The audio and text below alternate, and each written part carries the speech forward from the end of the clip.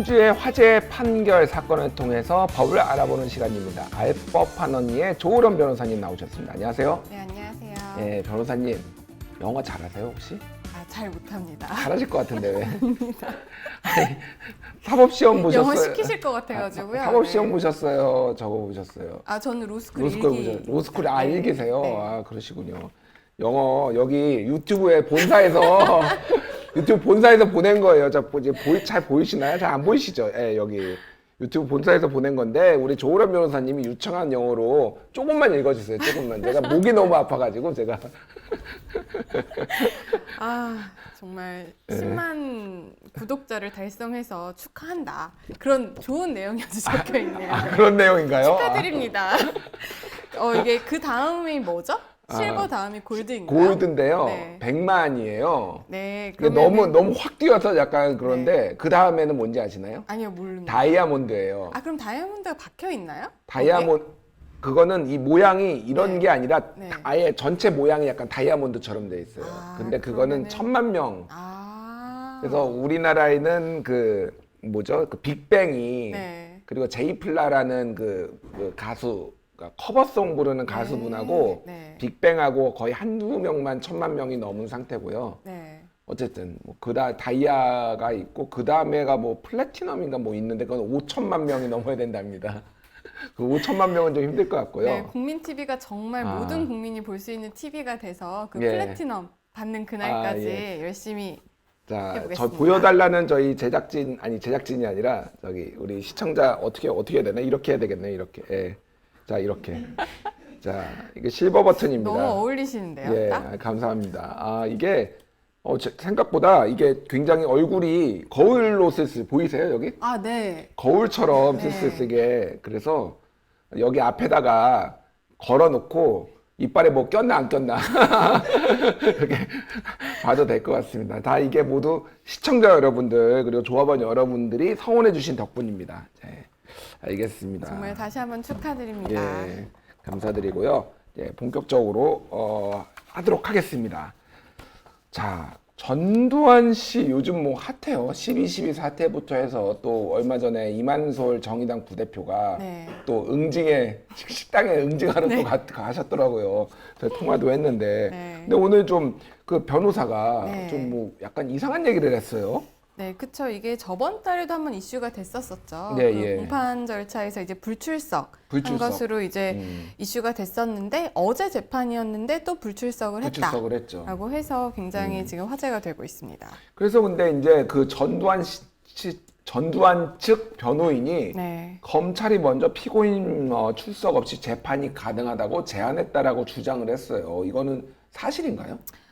그렇게 이제 발언을 한 거는 이제 사실로 밝혀지고 있는데 예. 검찰 측에서는 단순히 그 피고인이 불출석할 수 있는 권리를 한번 알려준 것에 불과하다라고 현재 입장 표명을 하고 있고요. 불출석을 권유를 한 건 아니고 그렇게 그쵸. 할 수도 있다라는 권리를 거. 이제 알려준 것에 것이다. 불과하다라고 이제 하고 있는데 이제 정확한 워딩 자체를 저희가 그 자리에 있었던 게 아니기 때문에 지금 그렇죠. 양측의 입장이 이제 상반되는 입장에서 정확히 어떤 것이 사실인지는 사실 알 수는 없죠. 예. 근데 원칙적으로는 이제 피고인의 관할 주소지에서 재판이 벌어지는 게 원칙이에요. 그게 원칙이죠. 네, 예. 근데 이번 같은 경우는 이제 광주에서 지금 현재 그러니까 어떻게 보면은 그 피해자들이 있는 광주에서 지금 재판이 벌어지고 있잖아요.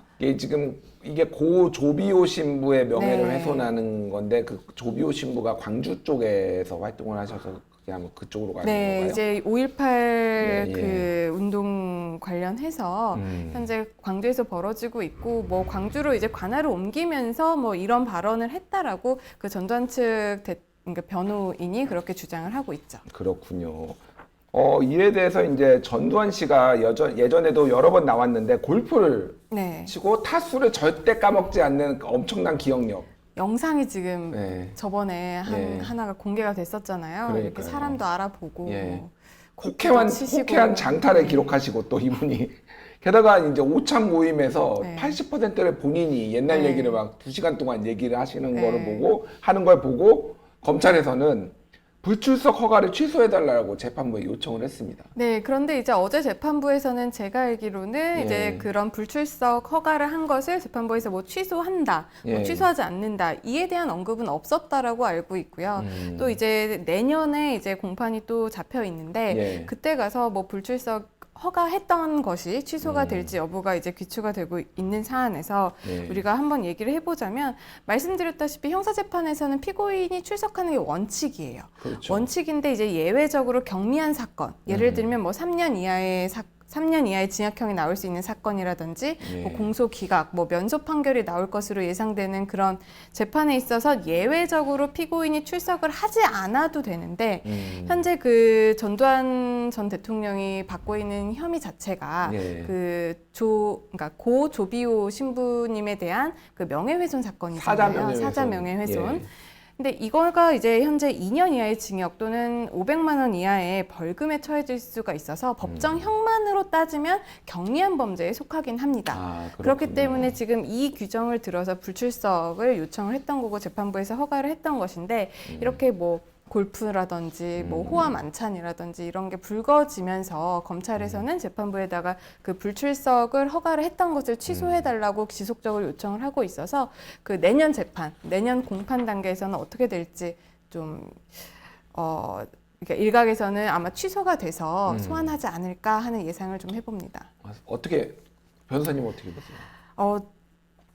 저는 이제 사실 이제 여론상으로는 지금 하도 소환을 해야 된다라고 이제 그런 범죄의 뭐 중대성이라든지 시의성에 따르면 소환을 해야 된다고 보지만 이게 꼭 그 경미한 재판이기 때문에 경미한 사건을 위한 재판이기 때문에 불출석을 허가했던 건 아니고요. 또 그런 전두환 전 대통령이 이제 광주에 이제 재판에 출석을 하게 되면 여러 부터 이제 경호 문제부터 경호 여러 가지 문제도 또 하고 세금이 무슨 들어갈 수도 있어요. 사고가 발생한 그쵸. 우려도 있고. 그래서 예. 그렇기 때문에 그런 점들을 재판부에서 다 감안을 해서 불출석을 허가한 것이기 때문에 아마 뭐 특별하게 뭐 건강이 더 좋아진다거나 더 다른 문제가 생기지 않는 한 뭐 재판부에서 또 허가했던 거를 특별한 이상이 없는 한 또 취소할지 여부에 대해서는 전 좀 비판적으로 보고 있긴 합니다. 네. 근데 앞으로 사실 이제 재판부가 또 굉장히 압력을 받을 수도 있어요. 지금 그쵸. 여론의 압력이 네. 워낙 강해가지고 출석시켜야 된다. 그래서 또 재판부가 뭐 그렇게 결정할 수도 있는데 어쨌든 뭐 좀 지켜보도록 하죠. 그거는. 네, 알겠습니다. 자, 다음 이슈로 넘어가 보겠습니다. 최근에 이제 연예계 쪽에 가장 핫한 이슈라고 봐야 될 것 같은데요. 거의 매일매일 뉴스에서 예. 이슈가 되고 있는 것 같아요. 예. 네. 김건모 씨, 네. 김건모 씨 뭐 성폭행 의혹이라고 해야 되겠죠. 아직 뭐 확정된 게 아니니까. 그쵸. 예, 근데 이 강용석 변호사가 네. 강용석 전 의원이 이거와 관련해서 깊숙이 개입을 해 있어요. 그쵸. 맨 처음 이제 김건모 씨 성폭행 의혹 관련해서 제일 처음 아마 보도를 했다, 그러니까 보도라고 할까요? 그냥 유튜브 방송으로 유튜브 방송에서 그 사실을 알렸다라고 알렸죠. 예. 이제 볼 수가 있겠는데요. 현재 그 김건모 씨 사건에 대해서 강용석 변호사가 그렇게 유튜브를 통해서 공개를 한 이후에 예. 좀 후속적으로 다른 뭐 유튜브 채널이라든지 예, 예. 아니면은 다른 사람들까지 뭐 다른 의혹, 뭐 성추행이라든지 뭐 폭행에 대해서 이제 의혹 제기를 하고 있는 상황이죠. 여러 명이 다른 사람들인 거죠, 지금 다 전부. 현재 제가 파악하기로는 그 김건모 씨와 관련한 의혹들이 현재 그 고소장에 접수된 예. 그 성폭행 사건 말고요. 최근에 그 10여 년 전에 일어난그 폭행 사건, 그리고 최근 뭐 한 3년 전에 일어났다고 주장을 하고 있는 성추행 사건에서 한 3가지 정도의 사건이 현재 이제 그러니까 폭로가 되었다고 볼 수가 있고, 공식으로 접수된 거는 공식으로 이제 네. 검찰에 접수된 사건은 그 성폭행 관련한 사건입니다. 그렇군요. 자, 근데 일각에서는 그 성폭행을 당한 여성이 같은 네. 경우에 유흥업소 젖대부였다는 사실을 강조를 하면서 성폭행의 대상이 안 된다 이런 주장이 일각에서 나오고 있는데 저는 들으면서 사실 말이 안 되죠. 그러니까 말이 안 이게 무슨 말이야 방구야 저는 사실 들으면서 그런 생각을 했거든요. 사실 그 예. 말씀은 어떻게 보면 정말 말이 안 되는 말씀이라고 좀 예. 말씀을 드리고 싶고, 예. 일단 성폭행 관련해서는 유흥업소 그 종사하시는 여성분들도 당연히 대상이 됩니다. 그럼요. 실제로 2005년에 대법원에서요. 유흥업소 종사 여성도 성폭행의 대상이 된다라는 판결을 내린 바가 있어요.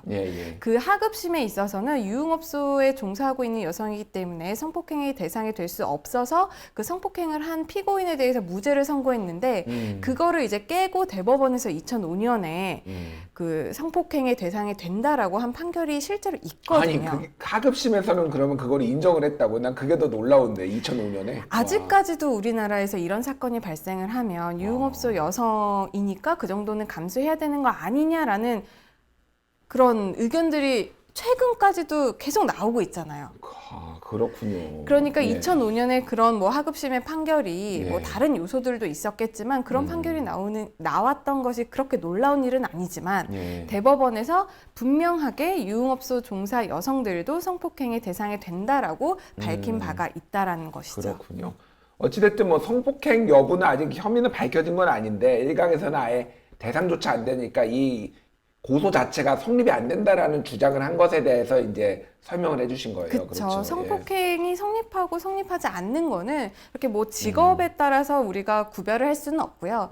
실무에서 가장 중요하게 보고 있는 거는 당사자들 간의 동의가 있었느냐 없었느냐예요. 그렇죠. 그러니까 자기의 성적 자기결정권을 타인에 의해서 침해를 받았는지 받지 않았는지가 가장 중요한 요소인데 사실상 당사자들 간에 합의가 되고 나서 성관계를 했는지 안 했는지는 솔직히 제3자가 알기는 굉장히 쉽지가 않아요.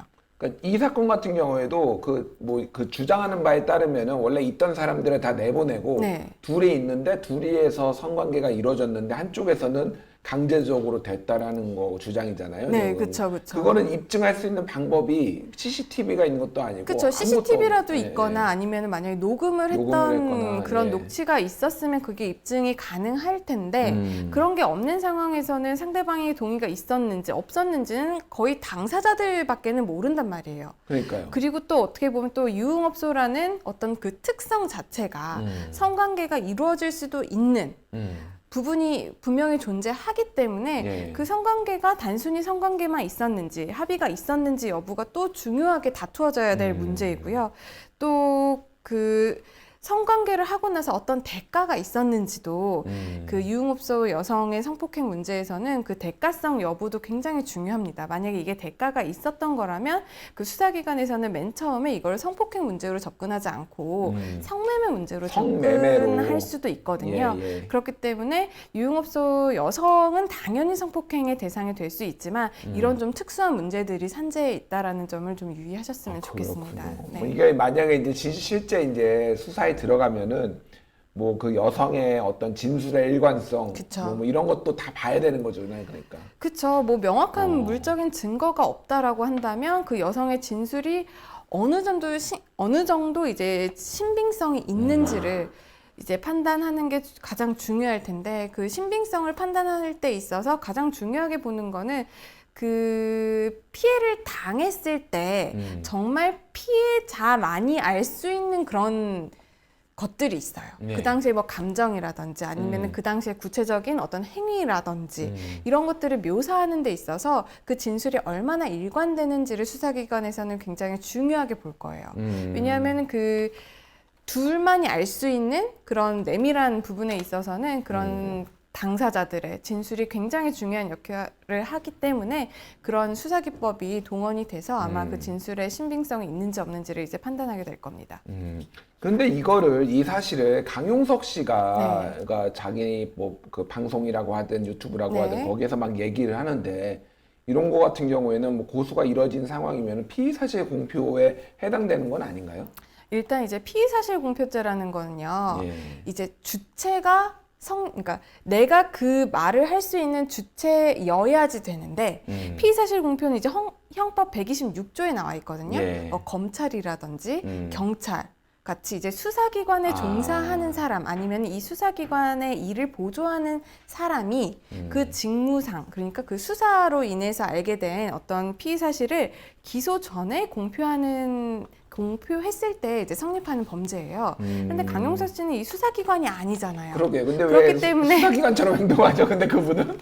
그렇기 때문에 이 죄의 이게 이 죄가 성립할 수 있는 주체 자체가 안 되는 거죠. 아, 그렇네요. 그렇기 때문에 피의사실공표죄는 성립하지 않지만 만약에 이게 지금 진실인지 허위사실인지 아직 아무도 모르지 않습니까? 그러니까요. 예. 근데 분명히 이 말을 함으로써 김건모 씨의 명예는 사실상 훼손이 됐단 말이에요. 예, 예. 그렇기 때문에 만약에 이 사실로 인해서 김건모 씨의 명예가 훼손이 됐다면 그건 이제 명예훼손이 성립할지 안 할지 이거를 좀 다퉈봐야 되는 문제죠. 아, 명예훼손. 자, 명예훼손에는 여러 가지가 있잖아요. 그쵸. 허위 사실에 의한 명예훼손과 그쵸. 사실적시에 의한 명예훼손 두 그리고 가지가 있는데. 조금 전에 전두환 씨 사건에서 예, 말씀드렸다시피 뭐 사자 명예훼손도 있고 명예훼손의 종류가 그렇죠. 굉장히 이게 뭐 다양합니다. 김건모 씨가 돌아가신 건 아니니까 네, 일단 이제 그쵸. 가능한 것만 얘기를 하자면은 그러면은 만약에 네. 이제 성관계가 밝혀졌어요. 네. 실제 성관계를 그 성폭행 가정입니다. 네. 그런 거를 한 것으로 밝혀졌습니다. 그러면 이거를 사실적시에 의한 명예훼손으로 볼 수도 있는 건가요? 실제 성폭행이 있었고 예. 그 성폭행을 했다라는 사실로 인해서도 어쨌든 간에 김건모 씨의 명예는 훼손이 됐잖아요. 네. 그렇기 때문에 사실적시에 의한 명예훼손도 성립할 가능성은 있죠. 근데 그거는 재판부가 따져봐야 되는 건가요? 그러면? 따져봐야 되고 현재 그런 이런 미투 사건이라든지 여러 가지 사건에 있어서 내가 진실을 말했는데도 다른 사람의 명예를 훼손을 했다고 해서 명예훼손죄가 성립하는데 우리나라에서는 예, 아직까지도요. 하는데 과연 이게 정당할 것인가라는 점에 대해서는 뭐 법조계뿐만 아니라 여러 사회에서도 처벌을 하면 안 된다. 예. 이거는 진실을 말하는 사람을 불합리하게 처벌하는 것이고 그런 진실로서 어떤 나쁜 짓을 한 사람의 그런 비리, 예. 사회의 부정의를 지켜주는 것이다 법이. 그래서 이 사실적시 명예훼손을 폐지하자라는 움직임은 계속 일어나고 계속 있습니다. 있죠. 그리고 네. 제가 알기로는 미국에는 사실적시에는 명예훼손이 없는 걸로 알고 있습니다. 미국에서는 뭐 예. 몬타나주인가요? 한 네다섯 개 주에는 사실적시 명예훼손이 있기는 해요. 있기는 합니까? 하지만 그 아. 처벌을 하지 않는 그 공정성이라든지 예, 공공의 예. 이익을 굉장히 넓게 봐서 실제로 위법성 사실을 조각 사유가 굉장히 네, 많이 그래서 적용되는군요. 사실을 예. 적시했을 때 명예훼손으로 기소되는 일이 미국에서는 거의 드물고요.